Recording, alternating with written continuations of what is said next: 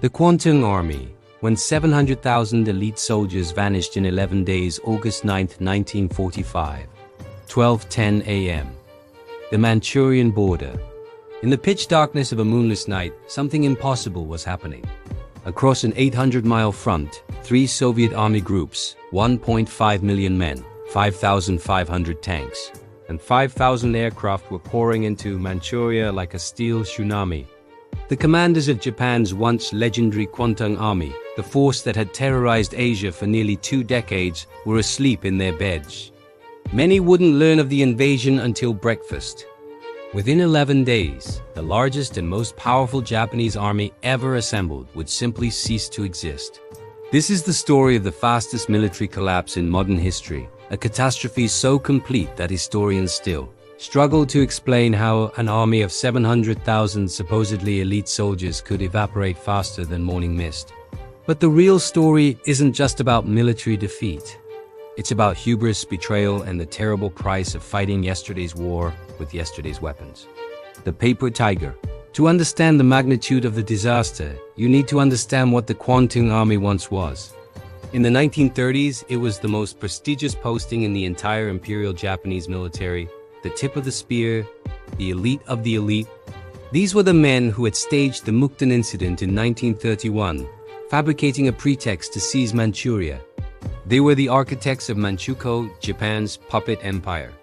At Khalkhin Gol in 1939, they had clashed with Soviet forces under an unknown general named Georgy Zhukov and been badly bloodied, but they remained formidable. By 1941, the Kwantung Army boasted over 1 million men and the most modern equipment Japan could provide. They were the sword aimed at the Soviet Far East, the guarantee of Japan's Northern Empire. But then came Pearl Harbor. Between 1941 and 1945, the Kwantung Army was systematically gutted.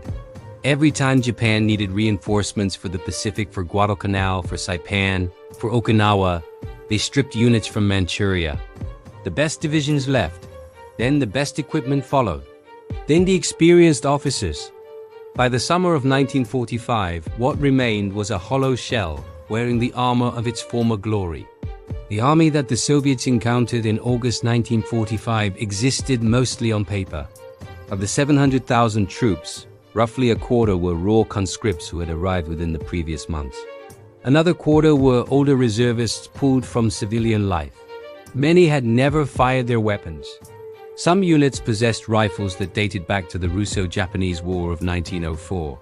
The vaunted tank divisions had been reduced to squadrons of obsolete vehicles that would have seemed quaint in World War I. But nobody told the Kwantung Army commanders this. In their headquarters in Changchun, they still moved pins around maps as if they commanded the force of 1941. The storm breaks, the Soviet planners, by contrast, knew exactly what they were facing. Stalin had been preparing for this moment since 1941, stockpiling men and materiel in the Far East, even as the Wehrmacht hammered at the gates of Moscow. The commanders he selected, Vasilevsky, Malinovsky, Meretskov, were veterans of the European theater, hardened by 4 years of the most brutal warfare in human history. Their plan was audacious. 3 massive pincer movements that would encircle the Kwantung Army before it could even mobilize. The Transbukil front would drive across the Great Khingan mountain range, considered impassable by Japanese planners, and strike deep into central Manchuria. The first Far Eastern Front would smash through fortified positions along the eastern border. The second Far Eastern Front would sweep down from the north. The Japanese had built an impressive defensive line along the Manchurian border, hundreds of concrete bunkers, tank traps, and fortified positions. Soviet tanks simply drove around them. The garrisons, isolated and outflanked within hours, surrendered or were bypassed and left to wither. Within 24 hours, Soviet armored spearheads had penetrated over 50 miles into Manchuria. Japanese commanders frantically radioed for air support that no longer existed. They called for tank divisions that had been scrapped months earlier. They issued orders to units that had been disbanded or transferred south. The dissolution happened with a speed that seemed to defy the laws of military logistics. The Manchurian nightmare. What followed was less a battle than a chase. Soviet tank columns raced across the Manchurian plain at speeds that shocked even their own commanders. Sometimes, covering 60 miles in a single day over terrible roads. Japanese units, lacking fuel and transport, tried to retreat on foot and were simply overrun. Others found themselves surrounded before they even knew the Soviets were close. The fortified city of Halo held out for 5 days in a savage close-quarters battle. Its defenders, isolated and without hope of relief, fought with desperate courage. When the Soviets finally broke through, they found the garrison had suffered 90% casualties. It was the exception that proved the rule. Elsewhere, entire divisions surrendered without firing a shot. Officers committed suicide rather than face the dishonor. Soldiers deserted in droves, stripping off uniforms and disappearing into the civilian population. The elaborate command structure built up over decades simply disintegrated. On August 15th, Emperor Hirohito announced Japan's surrender. The message took days to reach some Kwantung Army units in the Manchurian interior. Some fought on, unaware the war had ended. Others laid down their arms immediately.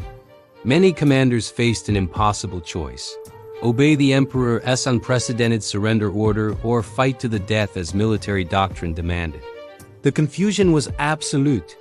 Some units surrendered to the Soviets, then tried to unsurrender when they realized what Soviet captivity would mean.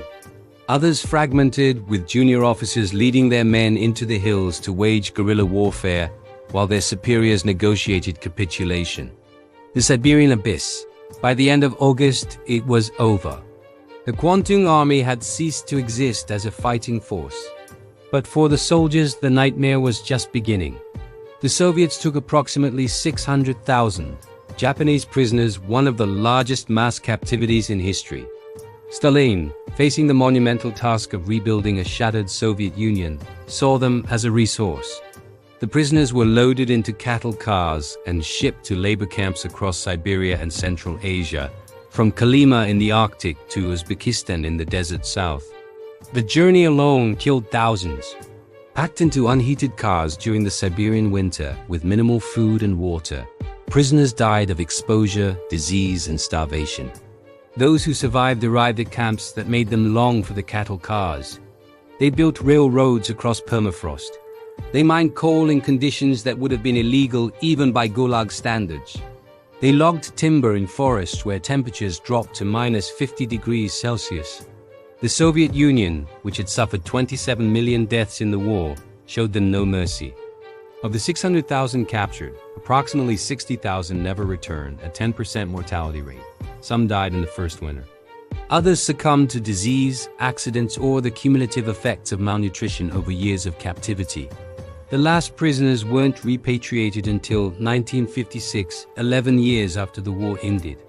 Some Soviet records suggest a few remained in Soviet hands until the 1990s, though these claims remain unverified. The reckoning, the collapse of the Kwantung Army, sent shockwaves through Japanese society that persist to this day. For the military elite, it was the final, irrefutable proof that their empire was finished, destroyed not gradually but in a matter of days. For the soldiers who survived and eventually returned, it was a trauma many carried silently for the rest of their lives.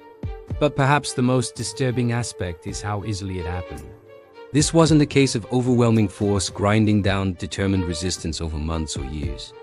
This was systematic, almost instantaneous dissolution. A force of 700,000 men, an army larger than Napoleon's Grande Armée that invaded Russia, simply evaporated. Military historians still debate the lessons. Some point to it as the ultimate example of what happens when you let your forces hollow out while maintaining the appearance of strength. Others see it as proof that mobility and modern equipment trump static defense and numerical superiority. Still others argue it demonstrates that armies whose officer corps doesn't understand the reality of their situation are doomed before the first shot is fired. The Kwantung Army's collapse also fundamentally shaped the post-war order in East Asia. The Soviet occupation of Manchuria gave Stalin leverage at the negotiating table and established facts on the ground that influenced everything from the division of Korea to the Chinese Civil War. In a very real sense, the 11-day campaign redrew the map of Asia. Today, in the museum at Changchun, you can see artifacts from the Kwantung Army. Faded uniforms, tarnished medals, battle flags that never saw battle. They're remnants of an institution that collapsed so completely that within weeks, it seemed almost mythical that it had ever existed at all. The fastest military collapse in modern history wasn't just a defeat. It was a disappearance. 700,000 men who walked into the darkness of August 1945 and, in any meaningful sense, never came back.